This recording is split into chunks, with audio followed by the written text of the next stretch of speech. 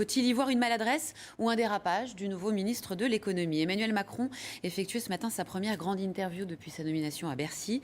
Parmi les thèmes abordés, le sort des 800 salariés de l'abattoir GAD de Josselin dans le Morbihan, un site placé en liquidation judiciaire la semaine dernière. Écoutez ce qu'a déclaré à cette occasion Emmanuel Macron.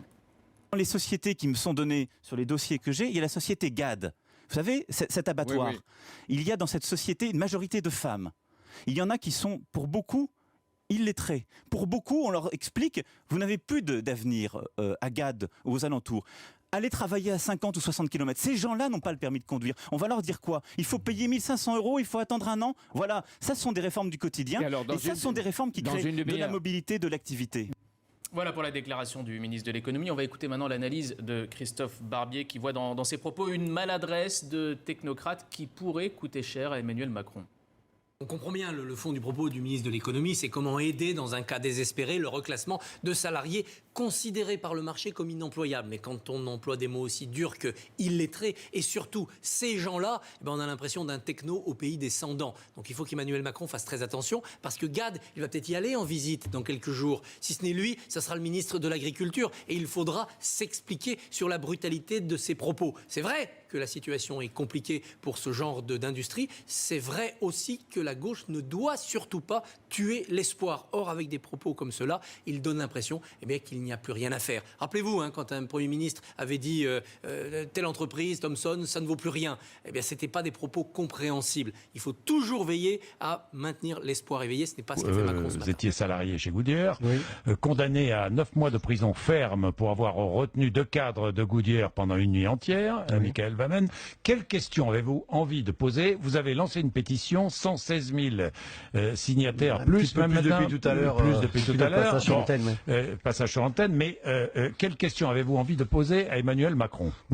Des questions, puis surtout des affirmations. J'ai entendu tout à l'heure quelque chose qui, moi, m'effraie.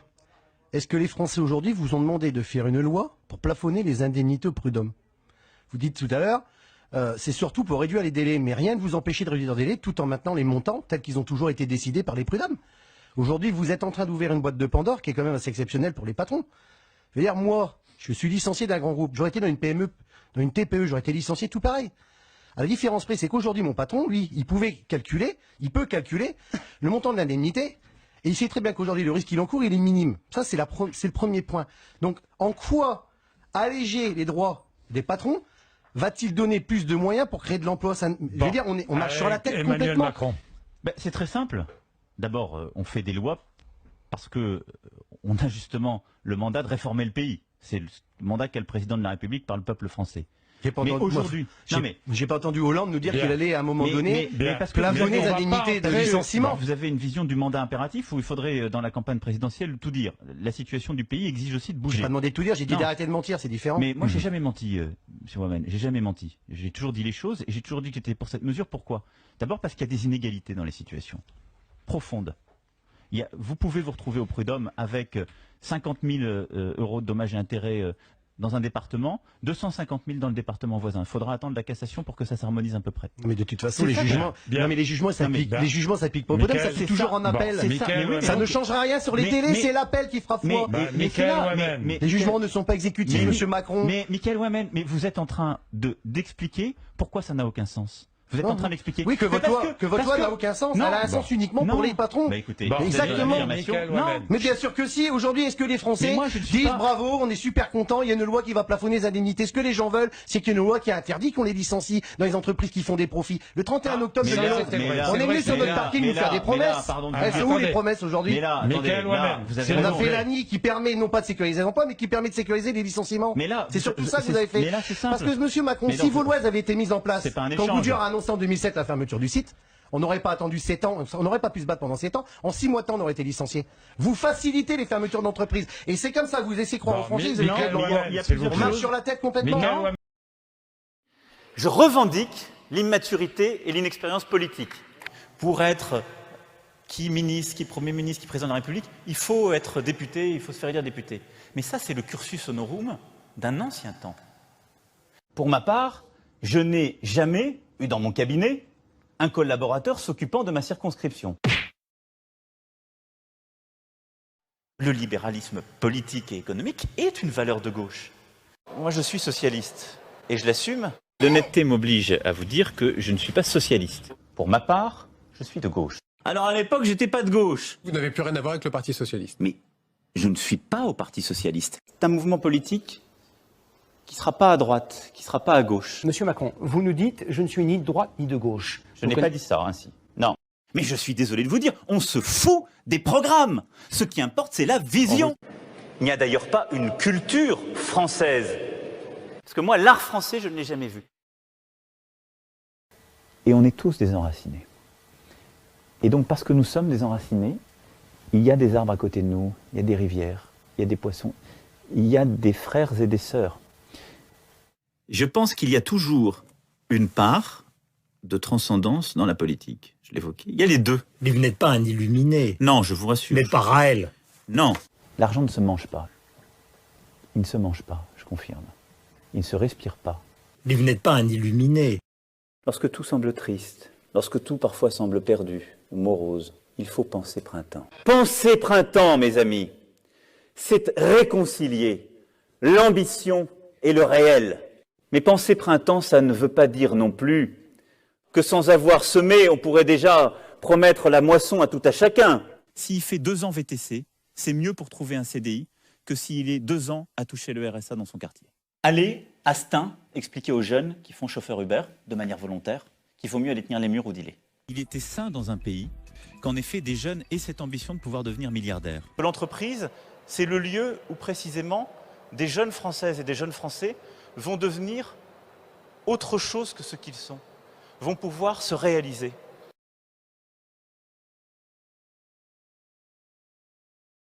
Et la vie d'un entrepreneur, elle est bien souvent plus dure que celle d'un salarié, il ne faut jamais l'oublier, parce qu'il peut tout perdre, lui. Et donc c'est cette république contractuelle à laquelle je crois. Je suis favorable à ce que la loi prévoie de mener une négociation qui puisse en effet conduire à majorer beaucoup moins, voire pas du tout, les heures supplémentaires. People do think that we need reform. We want to do reform, so we will do reform. When you compare with the UK in the 80s, I mean the main difference is that we didn't deliver at the time.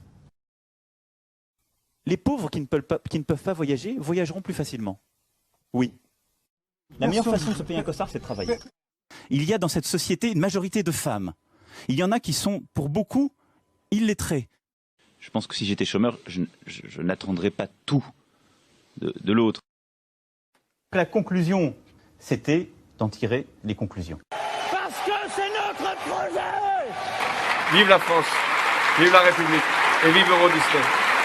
Malgré le soutien indéfectible des médias, Emmanuel Macron accumule les affaires. Conflits d'intérêts, favoritisme ou détournement, les suspicions sont légion. Retour sur des scandales maintenus cachés par la presse. À moins de 50 jours du premier tour de la présidentielle, Emmanuel Macron prend la tête du sondage Harris, devançant Marine Le Pen d'1 point.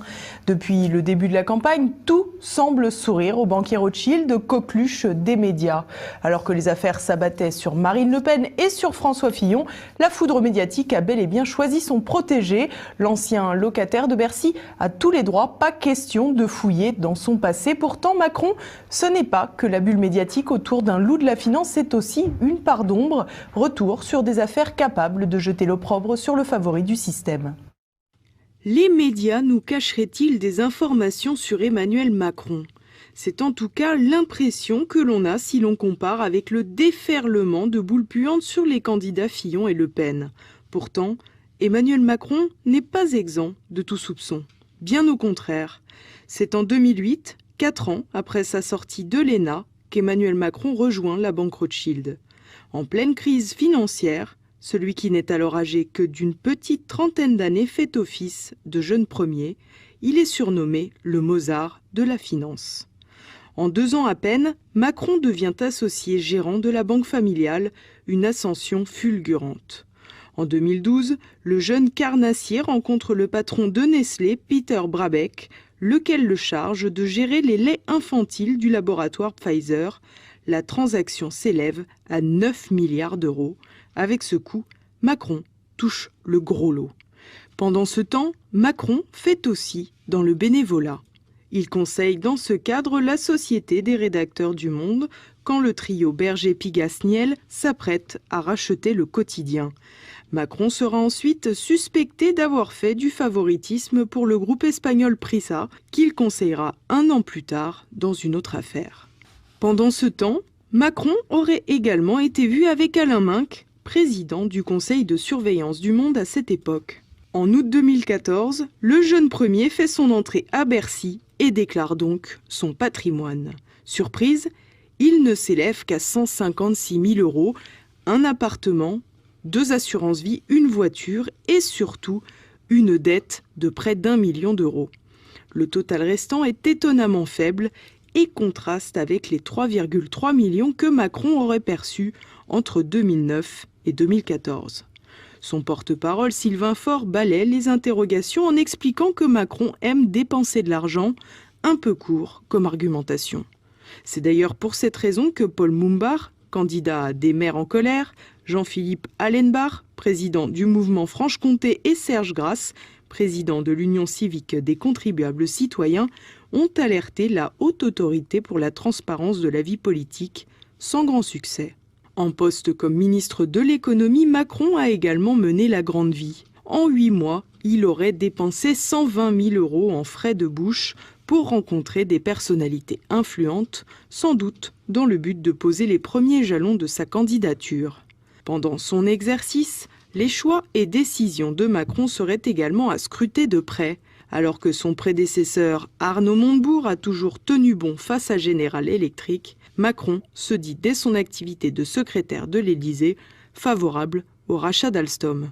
Quand il pose ses valises à Bercy, la vente est consommée. Les conséquences sont simples, plus de 2 milliers de personnes restent sur le carreau, sans boulot. Un peu plus tard, Emmanuel Macron brade l'aéroport de Toulouse-Blagnac aux Chinois, tout en promettant qu'il ne s'agit pas d'une privatisation. À peine un an après, les investisseurs ont pris le contrôle et siphonnent la trésorerie pour se servir des dividendes. Macron a donc vraisemblablement menti. Il ne pouvait pas ignorer que l'affaire allait déboucher sur une privatisation.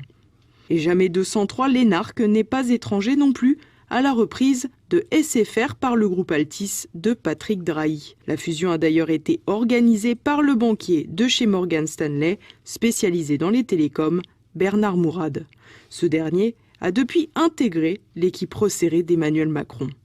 Entre-temps, le rachat a mis encore quelques milliers de personnes au chômage, mais pour les grands de ce monde, la fin justifie les moyens.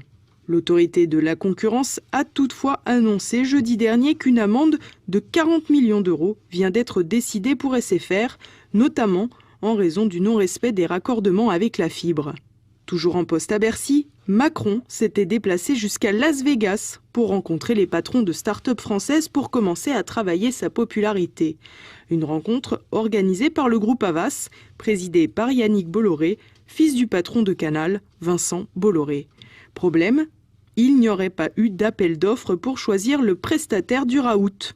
Du coup, Emmanuel Macron pourrait faire l'objet de poursuites pour délit de favoritisme.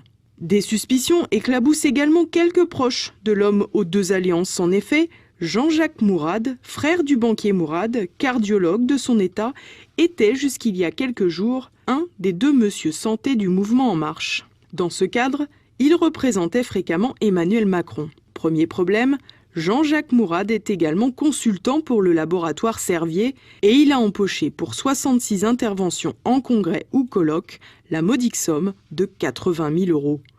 Deuxième problème, Jean-Jacques Mourad a oublié de le dire et l'affaire relève donc du pur conflit d'intérêts. Troisième problème, Servier fabrique des médicaments contre l'hypertension artérielle et bingo, le programme de Macron plaide pour un meilleur remboursement de ses produits. Le scandale a fait long feu, mais le gentil cardiologue a levé le camp du mouvement En Marche. Il pourra toutefois continuer à influencer le programme du candidat par le biais de son frère. Du côté des jeunes avec Macron, il y a un loup aussi. En effet, le très actif responsable Florian Humez est également l'assistant parlementaire à mi-temps de Jean-Jacques Bridet, maire de Fresnes, un des soutiens indéfectibles de l'ancien ministre de l'économie. Le jeune Humez a été embauché le 1er décembre 2016. De ce fait, on peut difficilement imaginer qu'il s'agisse d'un collaborateur de longue date. Pourtant, la loi interdit aux assistants de faire campagne pour un candidat. Ah, décidément, sacrés assistants.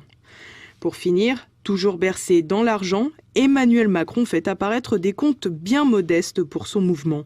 N'étant pas un parti, En Marche ne bénéficiera pas des dotations de l'État. Pourtant, son budget de campagne est fixé à 17,5 millions.